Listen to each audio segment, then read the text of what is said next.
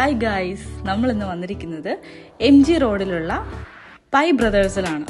Pi brothers എന്ന് പറഞ്ഞാൽ നമ്മുടെ കൊച്ചിക്കാർക്കൊക്കെ അത്യാവശ്യം ഫെമിലിയർ ആയിട്ടുള്ള ഒരു പ്ലേസ് ആയിരിക്കും. എസ്പെഷ്യലി ദോശ ലവേഴ്സിൻ്റെ ഫേവറേറ്റ് പ്ലേസ് ആയിരിക്കും ഈ പൈ ബ്രദേഴ്സ്. ഇവിടെ ഡിഫറെൻറ്റ് ടൈപ്സ് ഓഫ് ദോശകളൊക്കെ കിട്ടുന്ന ഒരു പ്ലേസാണ്. നമ്മൾ കയറി ചെല്ലുമ്പോൾ തന്നെ നല്ല ദോശയുടെയും നല്ല വടയുടെയൊക്കെ സ്മെല്ലുണ്ട് കേട്ടോ. പിന്നെ എല്ലാവർക്കും നല്ല വിശപ്പുണ്ട് എന്നുള്ള കാര്യം മുഖം കണ്ടാൽ തന്നെ മനസ്സിലാവുന്നുണ്ട്. പിന്നെ ഉള്ളത് നമ്മുടെ വടകളുടെ ഡിഫറെൻറ്റ് കൈൻഡ് ഓഫ് രസവട, സാമ്പാർ വട, പിന്നെ കുറേ സ്വീറ്റ്സ് ഒക്കെ ഉണ്ട്. ഞങ്ങളതൊന്നും ഓർഡർ ചെയ്തില്ല, ഞങ്ങളൊരു രസവട മാത്രം ഓർഡർ ചെയ്തു. അതിപ്പോൾ അതൊക്കെ വന്നു. ഞാൻ രസവട ഫാനല്ല, ഇവർക്കൊക്കെ ഭയങ്കര ഇഷ്ടമാണ്. അതുകൊണ്ട് ഇവരെല്ലാവരും കൂടെ ഷെയർ ചെയ്ത് അത് കഴിച്ചു. പിന്നെ ഞങ്ങൾ ഓർഡർ ചെയ്തത് എഗ് ദോശയാണ്. എഗ് ദോശ എൻ്റെ ഫേവറേറ്റ് ആണ്. അത് ഞങ്ങളെല്ലാവരും ഓർഡർ ചെയ്തു. പിന്നെ എൻ്റെ ഹസ്ബൻഡ് ഓർഡർ ചെയ്തത് ഒരു സ്പെഷ്യൽ മസാല ദോശയാണ്. അതിനകത്ത് പൊടി മസാല ദോശ എന്ന് പറയും. ആ പൊടികളൊക്കെ കാണിക്കാമെന്ന് വിചാരിച്ചിട്ട് അത് നടക്കുന്നില്ല, കാരണം അത് പൊട്ടിപ്പോവാണ്. അതുകൊണ്ട് അതിനൊന്നും ശ്രമിച്ചില്ല, നേരെ കഴിക്കാമെന്ന് വിചാരിച്ചു. അങ്ങനെ ഞങ്ങൾ നല്ല ചട്നിയൊക്കെ കൂട്ടി നല്ല അടിപൊളിയായിട്ട് ഫുഡ് കഴിക്കാൻ തുടങ്ങി. പിന്നെ ഞങ്ങൾ ഓർഡർ ചെയ്തത് ഒരു സ്പെഷ്യൽ ഓംലെറ്റാണ്. ഓംലെറ്റ് സൂപ്പറായിരുന്നു. അതിനകത്ത് ക്യാരറ്റും പിന്നെ അതുപോലെ ബീട്രൂട്ടും ഒക്കെ മിക്സ് ചെയ്തിട്ടുള്ള ഒരു സ്പെഷ്യൽ ഓംലെറ്റ് ആയിരുന്നു അത്.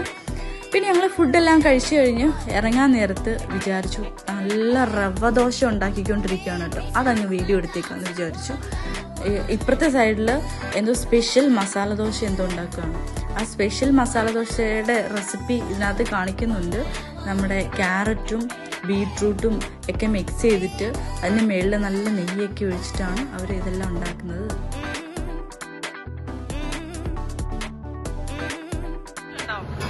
അതെ, എനിക്ക് പൈ ബ്രദേഴ്സിനെ കുറിച്ച് പറയാനുള്ള ഒരു കാര്യമുണ്ട്.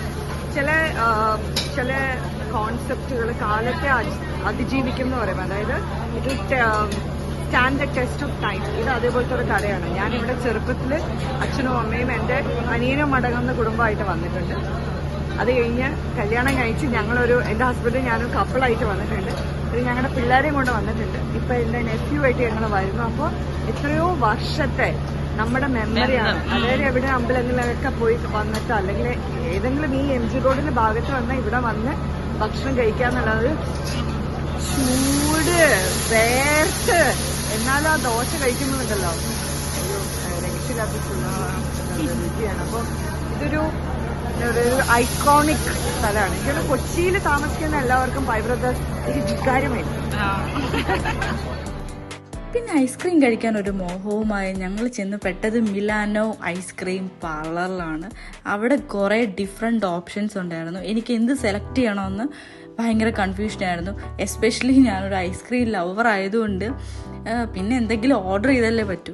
അതുകൊണ്ട് ഞാൻ നേരെ ക്രഞ്ചാണ് ഓർഡർ ചെയ്തത്. ക്രഞ്ച് എന്ന് പറയാൻ നമ്മുടെ ആൽമണ്ടിൻ്റെ ടോപ്പിങ്സ് ഒക്കെ വരുന്ന ഒരു ഐസ്ക്രീമാണ്. അവർ അടിപൊളിയായിട്ടാണ് കേട്ടോ അതൊക്കെ ഡെക്കറേറ്റ് ചെയ്യുന്നത്.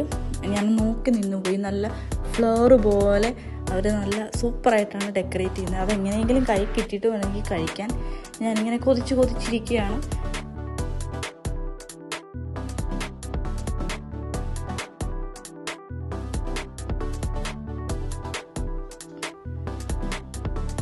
ഒന്നും വിചാരിക്കരുത് ഗൈസ്, എനിക്ക് കൺട്രോൾ കിട്ടാത്തത് കൊണ്ടുള്ള പ്രശ്നമാണ് ഇതെല്ലാം. അങ്ങനെ എല്ലാവരും ഫിനിഷ് ചെയ്തു. അപ്പോൾ ഗൈസ്, ഇത്രയേ ഉള്ളൂ ഇന്നത്തെ വീഡിയോ എല്ലാവർക്കും ഇഷ്ടമായെങ്കിൽ ലൈക്ക് ചെയ്യുക, ഷെയർ ചെയ്യുക, സബ്സ്ക്രൈബ് ചെയ്യുക. പിന്നെ ബെല്ലൈക്കണും കൂടെ ഒന്ന് ഞെക്കിയേക്ക്.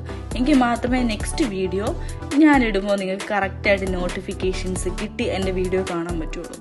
അപ്പോൾ നെക്സ്റ്റ് വീഡിയോയുമായി നമുക്ക് നെക്സ്റ്റ് വീക്കിൽ കാണാം.